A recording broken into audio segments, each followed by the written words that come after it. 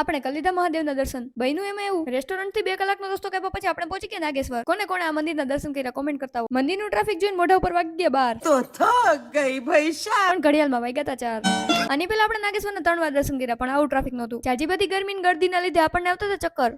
આટલી બધી ગર્દી સાબિત કરે આપણે જે જઈ ત્યાં લાંબી લાઈન જ હોય. અરે ભેગું થાને ભાઈ. 12 લાઈન ક્રોસ કરીને આપણે પહોંચી ગયા મંદિરના ગેટે. પણ મંદિરમાં હતી લાંબી લાઈન. આટલા બધા ટ્રાફિકમાં આપણને ભગવાન ક્યારે દર્શન દેશે એમ વિચારતા વિચારતા આપણે પહોંચી ગયા આગળ. આટલું બધું ટ્રાફિક છે ત્યાં જતા મહાદેવ. લાઈવ દર્શન કરીને આપણે જતા હતા લાઈનમાં. ચારેય સાઈડ હતું જાજુ બધું ટ્રાફિક. ફાઇનલી 45 મિનિટમાં આપણે દર્શન કરી લીધા. મહાદેવને થેન્ક યુ કહીને આપણે પહોંચી ગયા મંદિરની બહાર. આપણા હાલ થઈ ગયા હતા બેહાલ. इतने तेजस्वी लोग हैं हमारे पास। હાલ ઇઝ નોટ ઇમ્પોર્ટન્ટ, ફોટા પાડવા ઇઝ ઇમ્પોર્ટન્ટ. ये बड़ी अच्छी बात कही। મોટા મહાદેવના દર્શન કરીને આપણને આવી ગઈ હતી બહુ મજા. મંદિરના જજવાલા કરીને આપણે પહોંચી ગયા ઇસ્કોન ગેટે. વાગી ગયા 5:30. દ્વારકાને કરી દીધું bye bye. It's time to ઘર ભેગા થવાનું.